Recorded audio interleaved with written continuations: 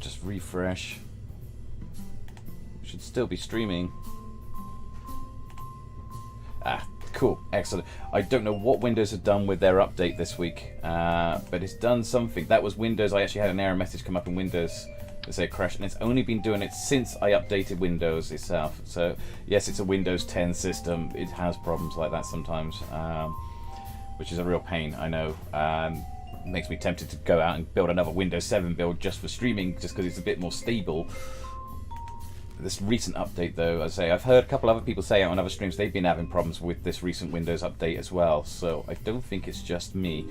Right, I need to actually put that on there. So now we're back. Let's carry on for a second, and hopefully we won't have any more of those, because I say, hopefully that's just the one for the day.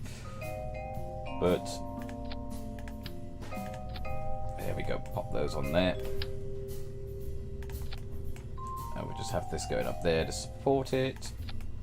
8 boosters, because you could never have enough boosters. This rocket only costs 69,000 according to this, which is good, because I did get a load from that last mission. Hopefully we will be able to get somewhere close. Yes, I need to have some of these on here as well, just to keep it stable on the launch pad. There we go. And yeah, I got my structural supporting a bit wrong there, so let's try that again. It was all kind of crossing in around about weird way. So there we go, that's sorted. Okay, so this looks like it may be actually a sufficient rocket to get us up. Hopefully. Pop that in there, that will drop those off. Central booster will do, then I'll disconnect there, just check all my staging. Then that main booster will fire, then we'll break away there. And then we need to actually have the main booster, that next booster there, before those side pods go. Then that breaks off as we're going through the atmosphere, and then we just need our drogue shoots to deploy first before the main shoots. There we go. Right, okay, so we'll have maybe Moon Series 2. Mark 1. Okay, so cool. We have our Kerbal, who is now, should be level 1. Yes, excellent. Right. I think we have it. Let's see if we can land on the Mun without crashing it. I think. Actually, this before I launch it, I upgraded my facility. Did I actually pick up any more missions? Let's just see if there's any more missions we can take. I can take 7 missions. Just see if there's anything that's worth doing. Science data from space around Kerbal, we could do that. Science data from space around the Mun, that's excellent. So we need to get science data from Kerbal, science data from around the Mun, and science data from the surface of the Mun. Okay, that's cool, that works. Right, so back into there. Ready for our launch. Yeah, let's give this a try, see if we can get there. Unable to launch, the launch pad can't support vessels more than 140 tons. Oh, right, okay, if I made it too big. Let's go back. Can I afford to upgrade? With that launch around the Mun, I have 600,000, and it'll cost me 282,000. Yes. Now we're at the maximum size launch pad, so that will take it now. Well, that was a bit costly as well, but I don't need to ever upgrade that launch pad ever again, because that launch pad now will hold any size vessel I like. So let's have a look. Yeah, that's a better launch pad as well. Cool. Right, so I hope you're quite surprised if I manage to get this on the Mun first time. I might. So we got some more powerful solid rocket boosters on here as well. These last much longer, will get us much higher as well, hopefully, he says. See where we can get to.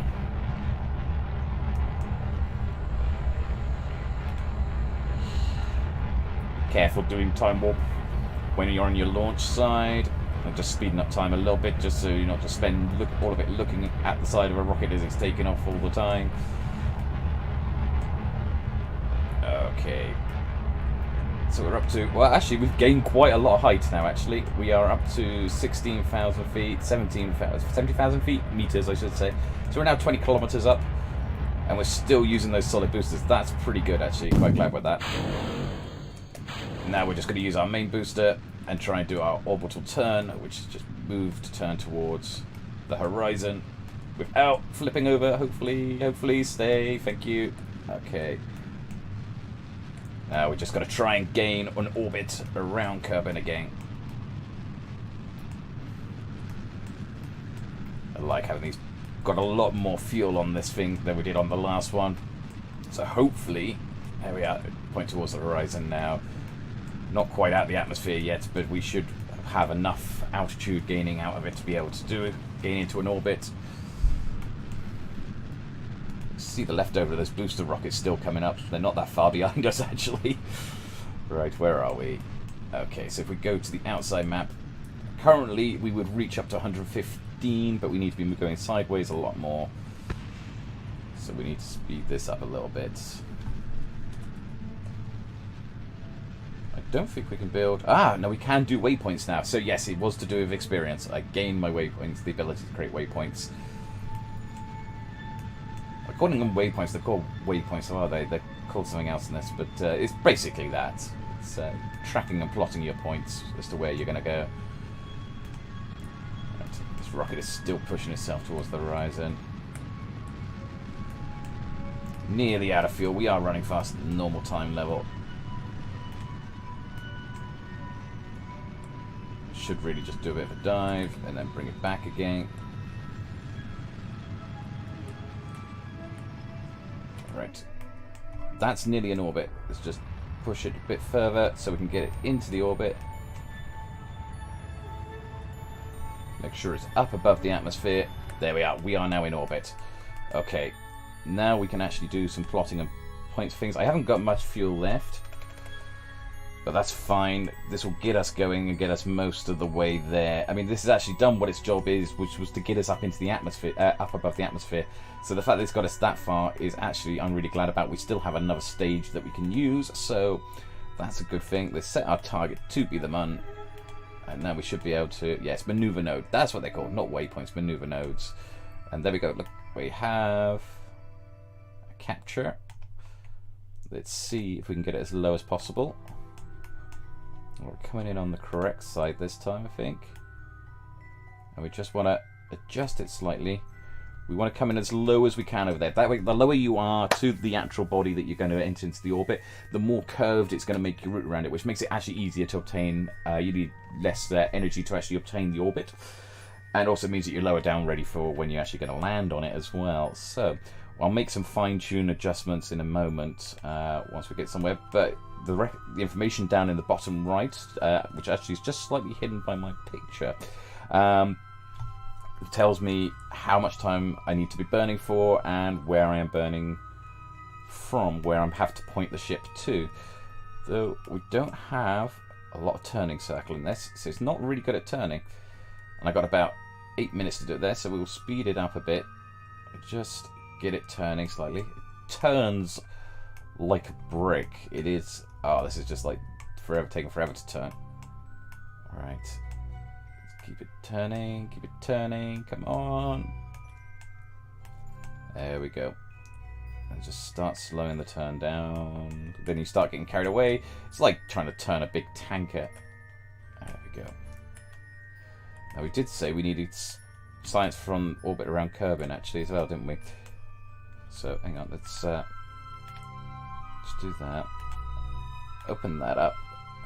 We'll get it with this one. Low temperature. We'll bring that back with us. It's not an important bit. And then we just speed this towards where we got to start burning. So we're going to have to start burning about a minute before the actual node in the direction of what you want to do in order to obtain what we were looking for. It won't be perfect, but it's better than trying to eyeball it. Alright, there we are. So we're about 52 seconds away. Let's power up, head towards that node point. So that blue bit on my gimbal at the bottom there, that's where I'm having to aim the ship towards. Getting us there towards it, towards the Mun. It's actually just out of, should be just around the edge of the orbit here, the edge of the atmosphere. But the problem is, I'm probably going to run out from this main stage that I use to actually get into orbit. And the timing might be a little bit different, but it's dealt with most of the Delta V distance that they got to go. So that's actually quite good. I'm quite happy with that. Yes, there we go. And then we got the main booster here on this one. This will take a little bit longer, but not a lot, and it should be pretty good for us. That's not bad. So let's have a look a second. Just go back to our map view. We want to make sure we're coming into a close orbit around the Mun. Expanding. Just ease down on the throttle so that we can try and bring it in properly. Oh! Hey, mates, Q, thank you for the follow. Very much appreciate that. I missed that coming through a second ago. Thank you. I appreciate that. I'm currently playing Kerbal Space Program. I also play a lot of Elder Scrolls as well. But at the moment, I'm just having a bit of fun playing around with Kerbal Space Program, just seeing if I can bring in a career mode back to the Mun, or go to the Mun. I just managed an orbit with my last ship. And this one, I'm still building up technology, so I haven't got a lot of technology to work with. But we are trying to get it as close to the Mun as possible. I'm just going to do an adjustment here. I'm just basically putting in an extra maneuver node, because the further out you are when you do your maneuvering, the more energy efficient it is. So we can actually just bring it in a little closer. And I really want to bring it really close in. So something like, well, that's a bit too close, 4 kilometers, maybe 25. Yeah, that's good for this one, for what is a first time out trying to land on the Mun, because I haven't yet landed in this career mode on the Mun. I've done it on many other games, but for this one, currently running with the latest version of Kerbal as well. It's 1.4.3 with the expanded pack as well. The new one that they got, the Making History expansion. Right, okay, so in 36 minutes, I'm going to have to maneuver towards this other node. Obviously, we're not going to wait here 36 minutes on the stream. I will speed up the time. A little bit easier to maneuver now we got rid of that broken stage there. Now, I did leave it in orbit. I don't like leaving stages in orbit. It's kind of polluting. It becomes a problem, even in this game later on, because you end up with so much junk just floating around in orbit, which is a problem we have currently on Earth as well, that we have too much junk in space, because people don't bring their satellites back down. And so it makes it difficult to put more satellites and more things up into orbit, because you could end up with all sorts of collisions and problems. So at this stage of the game, that's the first bit of junk I've left in orbit. I'll have to remember it's there. I'm okay with that at the moment. But once I advance a bit more in science, I'm going to have to send up some missions, I think, to go and recover the junk and try and get it back to where it was. Get the orbit a bit more cleaner and just keep only active ships up in orbit, not just bits of rubbish and junk floating around. Okay, so we're nearly there. Just bring it in a bit closer on the times. We're times down to nearly there. And there we go. Right, okay, that's within 2 seconds. We're on the node. So just gently burn towards it. Don't want to put too much pressure on it, because we just want to make sure we can cut the engine out at the right time.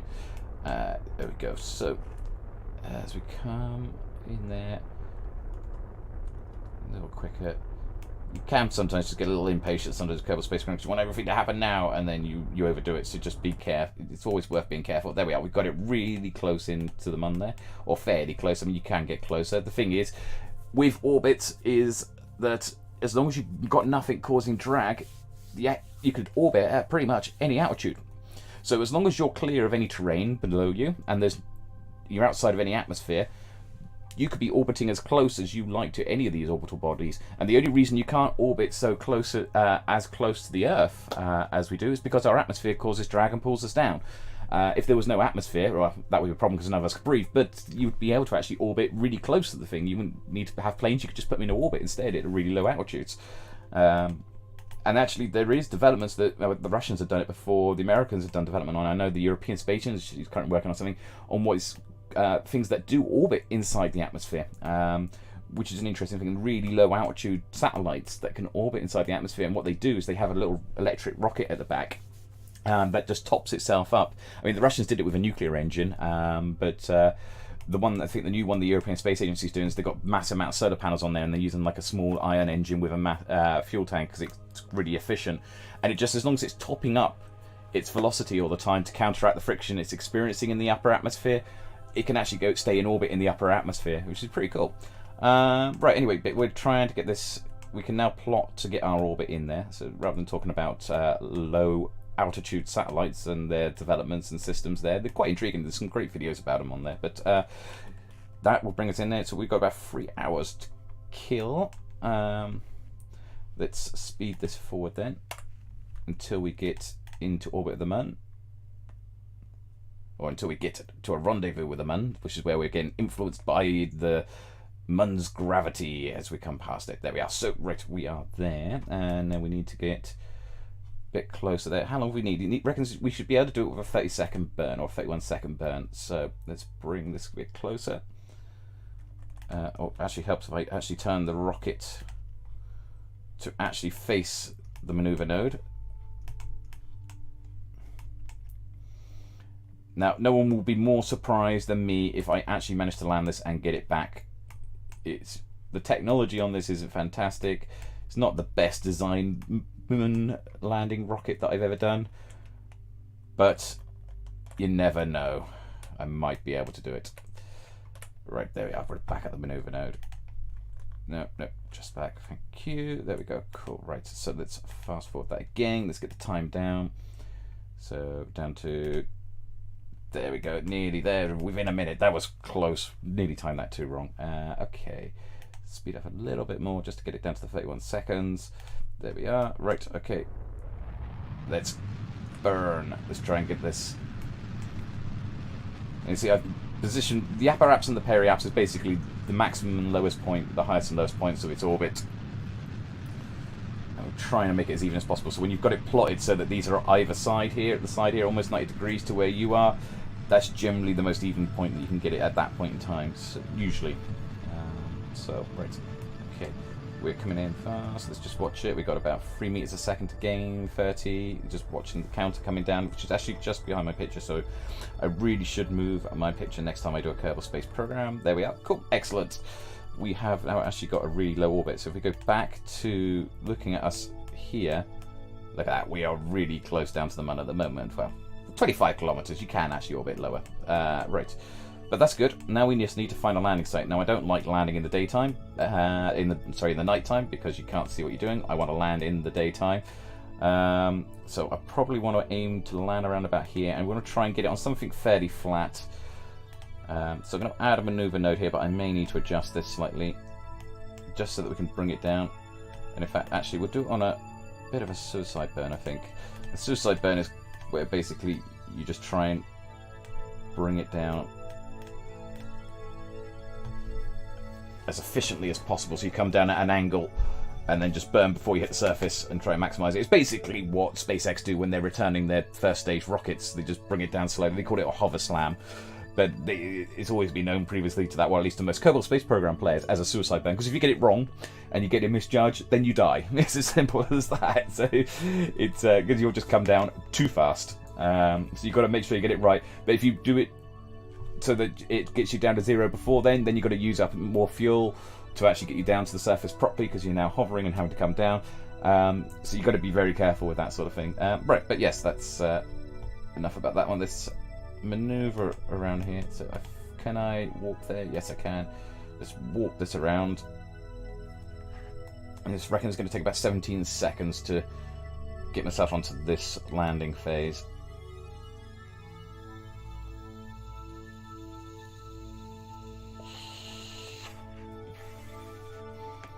Right, coming around fast.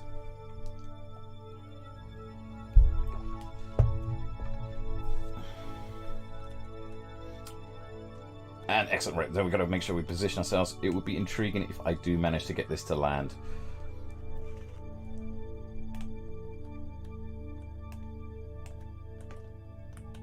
Right, how long have I got until that node? 2 minutes until we hit the node. Okay. This is, now we're pointing in the right direction. It'd be a good idea to save that. Just spin this down a bit. There we are. Cool. And now we want to burn away for a bit.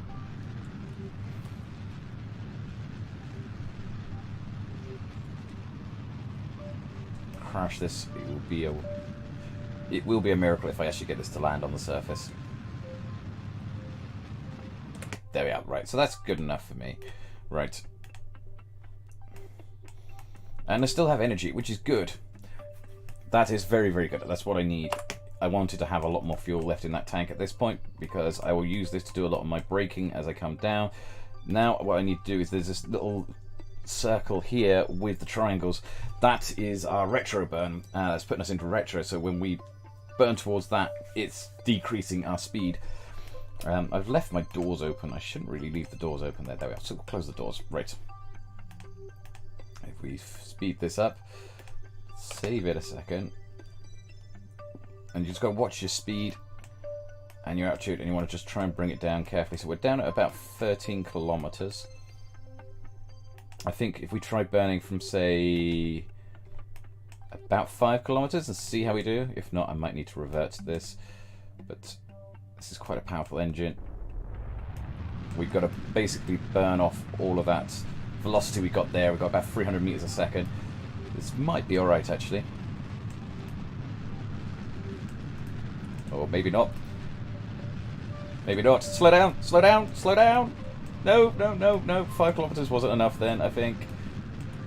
We're going to hit the surface. And that's what we talk about when Kerbal goes wrong. And boom! Oops. Okay. Not a good start. Okay, so 5 kilometers is no good. So effectively, as I said, I'm not doing a no revert campaign. I do like no revert campaigns. Sometimes they're quite cool. I have tried it before previously, and it is so difficult, but it's fun as well at the same time. So yes, instead of going boom this time, let's try and bring it down properly. And I've been playing it. No, hang on. I wasn't paying attention there. I was chatting away too much. Let's just bring it back slightly. Point it down. And I say, we weren't doing too bad. I just think we just hadn't fired it up soon enough. So maybe if we try about 6 kilometers. There we go. We'll do it from 6 kilometers. Because we got down to about 70 meters a second before we hit the ground. So that's not too bad, actually. That's pretty cool. So let's see if we can bring this down a little bit better this time. Without the crash, without the boom.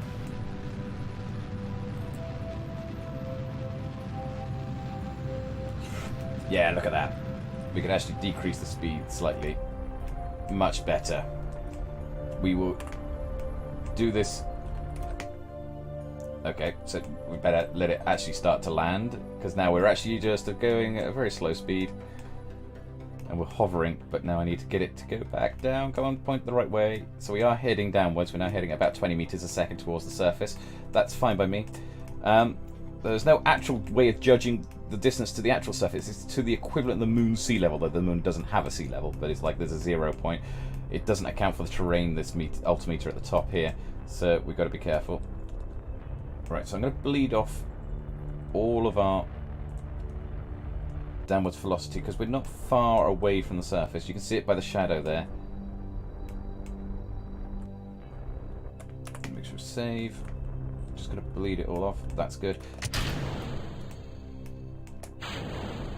And then we're just going to bring this down now.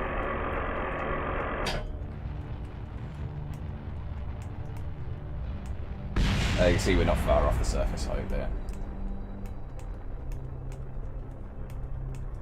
Just got to bring it down ever so slowly, ever so gently. It's a bit of a slope, but hopefully. Don't fall over. Don't fall over. Oh no, it fell over. Ah, that's going to make takeoff so much harder. But we did land. We have landed. Takeoff's going to be interesting. It is possible, but let's have a look a second. Let's see what we got. So let's get that. Oh, that kind of popped us up a little bit. That could be a way we could take off. It's going to be a bit of a podge, but okay, let's observe that mystery goo. Okay, and log the pressure data. And let's get some temperature readings. Oh, that one's already got some. Let's have a look where else we got. Where is the other one? There should be another thermometer somewhere in here. There it is, I think. Is that my other thermometer? Yeah, there we are. We can log some temperatures there. So the data from this is going to be fantastic. The amount of science I'm going to get from this is brilliant. If I can bring it home. And considering that the rocket is now on its side on the Mun, that's going to make things a little bit more awkward. We'll close that bay door as well, because we don't need that bay door open. Close that. You see, that hops us up, so I'm wondering if that might be the best route. Let's tuck those in, and if we open it, that's how I'm going to take off. That is how I'm going to take off, by popping the bay doors open and then firing the thruster. If I close them again as well, I think it does the same thing, doesn't it? So, oh, that's even better. Look at the height that gains off there. Right, so okay, that is how I might be able to get the rocket to take off. It's unconventional. It's probably not the best way of doing these things. Let's make sure we transfer all this wonderful, lovely science data up to the science module at the top there. I did do the crew report, didn't I? Yeah, save that. And collect, container, collect it all. Yeah, okay, right, fine. So we've taken a load of scientific data, we've gained a load of research. Let's save this a second and see if we can actually get this to take off from here. Obviously, I haven't got the spacewalk ability yet because I haven't upgraded the astronaut facility, but this is going to be, right, open the doors once. And then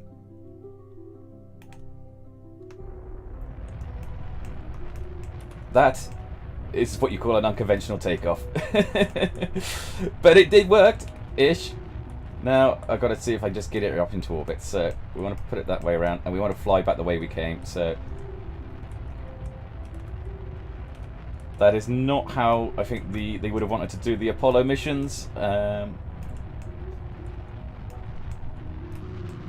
just burn off quickly a second. I just want to make sure we're getting plenty of altitude that we can get up into an orbital phase.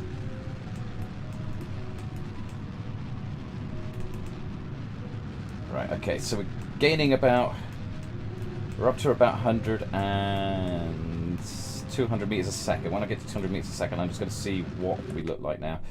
So we are taking off. There we are. So that will bring us up to about 12 kilometers above the surface. That's good. We can start thinking about that, putting ourselves into an actual orbit. It would take a minute, in about 1 minute 26 seconds, to get that orbit. So we'll just point ourselves towards the node. I think we might be able to get this into orbit. Let's just start burning towards it. And just check how much fuel we got in these side tanks, because the central tank will remain full. It will just keep draining out these side tanks. As soon as those side tanks are empty, I can get rid of them, and that's because that's just additional dead weight. You don't need the dead weight.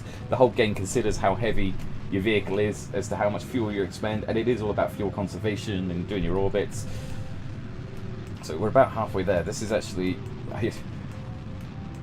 this is possible. This is actually possible. Actually, I should take some scientific data while I'm doing this, because that also counts as like data from flying over the Mun, I think, if I remember rightly. So close that. Just keep us on the team. That looks like it's just hit an orbit. Just that changing camera angle normally tells us that's what's happened. Let's have a quick look. Yes, we are in an orbit. I don't need to actually really expand that much more. What I want to do, though, is just bring that orbit up a little bit more. So we'll do that when we hit the apoapse,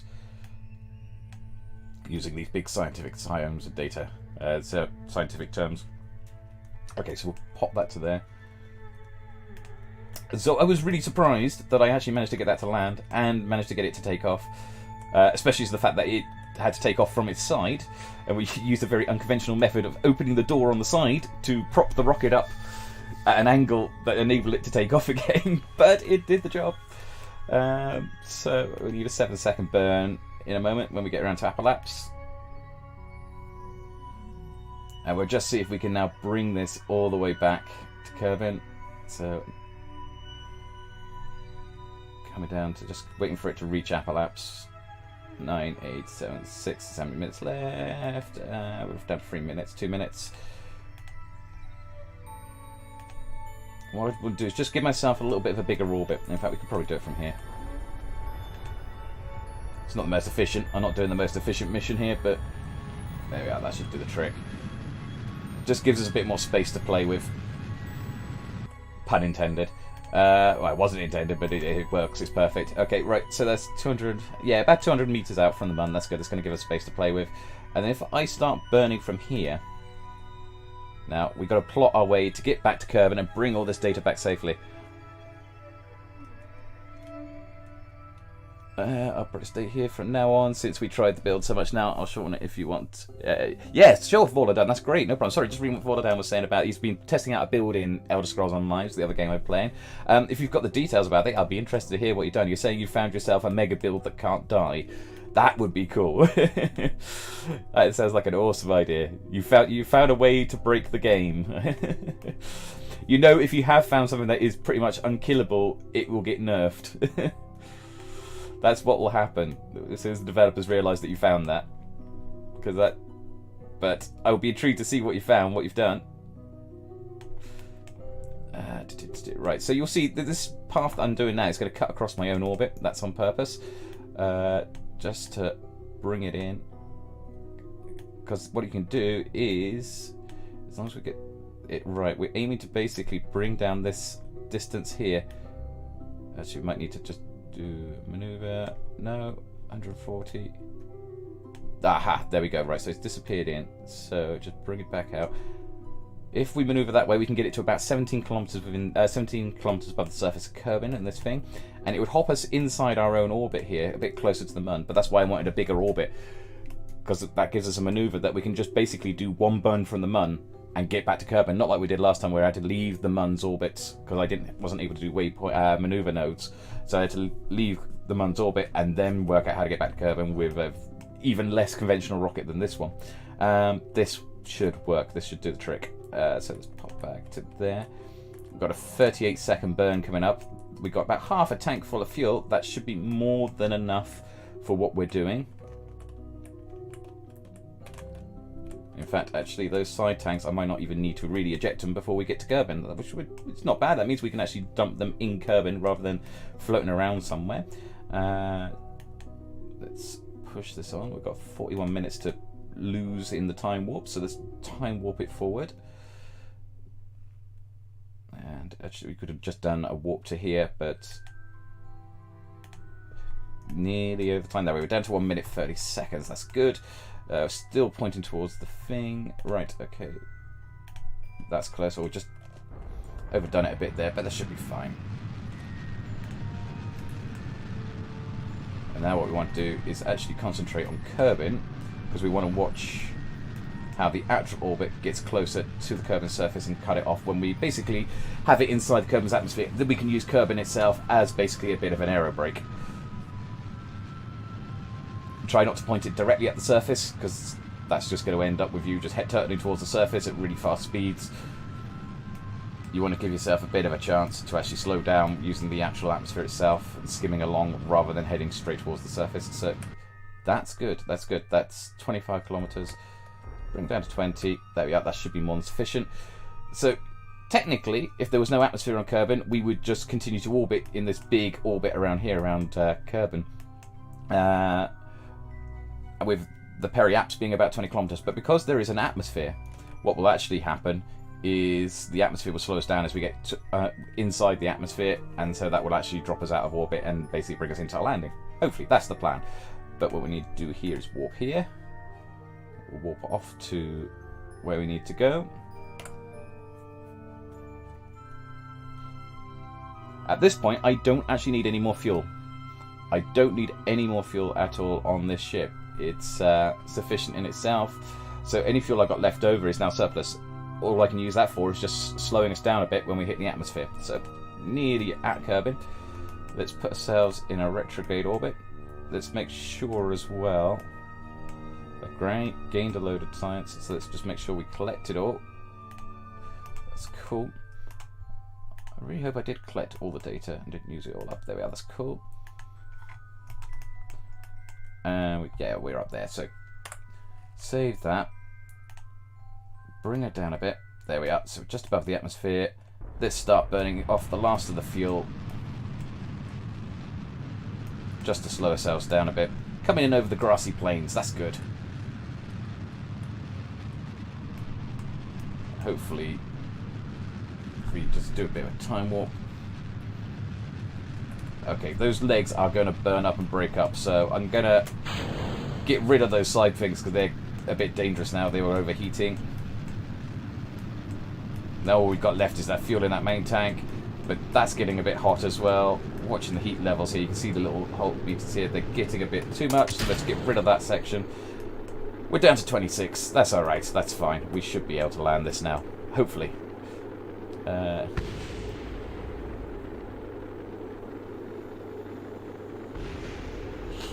Dan's telling me about this build that he's got for ESO. It works but while there are ads, but if you've just got a single boss, you basically can't die. Cool. You imagine you have 2 DDs supporting you and dealing damage. That's pretty awesome. So basically you got a tank that can just continuously hold the boss and never die, basically, as long as you're against the single boss, and then just 2 direct damages. Alright, you'll have to post us up what the sets are, what the skill lines are that you've worked out for it, because that sounds awesome. Worth experimenting with. I'm certainly experimenting with one of my tanks. Right, okay, coming back to Kerbal Space Program. Lots of flame, and yeah, this I actually think I've done it. I've actually brought this back. There we go. We've got slow down enough to be able to deploy the drogue chutes. That's the drogue chutes active. That will now slow us down enough to be able to activate the main chutes in a second. I just want to see if we can just fly past that little bit of mountainous terrain there, because I don't want it landing on an angle. Carry on a little bit further. It's going to start sharply descending down towards the surface now. There we go. We'll deploy the main chutes there. That sounds good enough. We're just beside that mountain range. I would have preferred to be further out there, but that's fine. And let's speed this up then, because otherwise we'll be here forever waiting for the parachutes to take us down.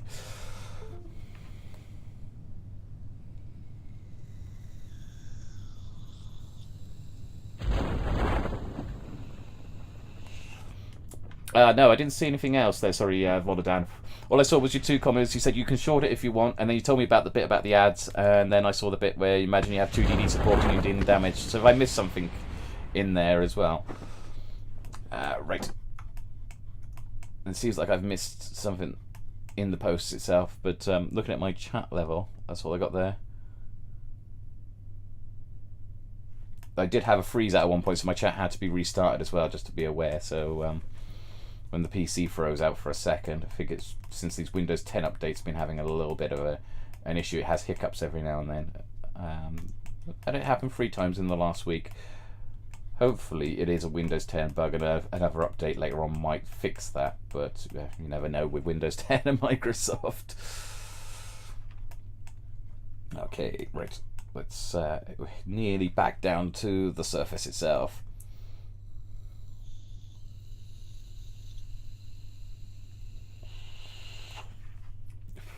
Well, I don't believe it. I have actually managed to bring back from the moon, landed on the moon, and I managed to land it on the moon and sort of crash it on the moon sideways and take off from that sideways view. That was really weird. Okay, so let's recover that vessel. Hopefully that means, let's see how much wonderful, lovely science I may have actually gained from that I can now do even bigger and better ships. 322! Awesome! Excellent. That means I can open up so many more parts with that. Gained a bit of money back as well. That's good. Excellent. A bit more funds, and yes, Jeb is now a bit more experienced as well. So what can we build next? So landing on the moon was the next project. That was the next phase, which was the aim of today, and we've done that, which is awesome. So hats off on that one. But let's see what we'll expand with. We've got the small maneuvering system. I did want the payload. I can't unlock this level until I upgrade the sciences. We do need better landing legs, so I can probably get that. And we've got better capsules. They've got the lander tin. We've got some of these docking systems as well, which is also kind of cool. But what I think we'll do is we'll take... we'll have some better capsules, better landing legs, and we'll have the payload bays that I was looking at before. because that will also give us the ability to have multiple engines.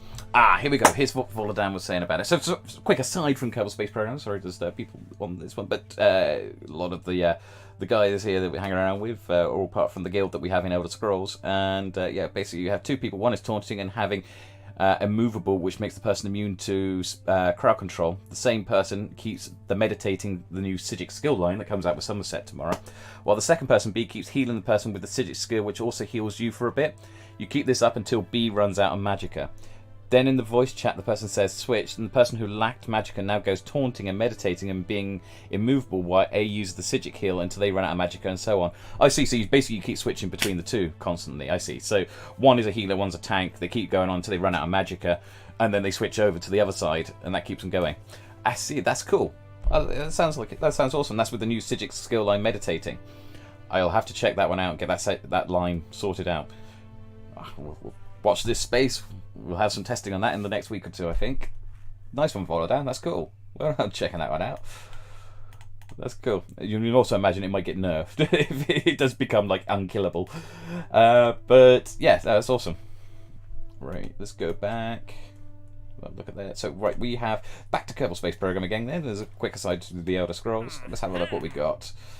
I still got to rendezvous 2 vessels in orbit. I still got 4 tourists I've got to take up. No new science missions to the Mun, so okay. I don't like doing these testing things. They always ask you to test them in the most silliest of places. I think really I need to get the lander can next, but just so that we can actually take more tourists in a go, because tourists bring us lots of money, and I mean really lots of money. But the next step would be Mimbus. So if we can get the Mimbus ones to come up, that might be what the next time I do a stream of this would be about. We'll be getting to Mimbus and back with better technology. Okay, that's not so good. See, there's no science ones coming up, but there are loads of tourist ones, and people now want to go on tourist missions, I imagine.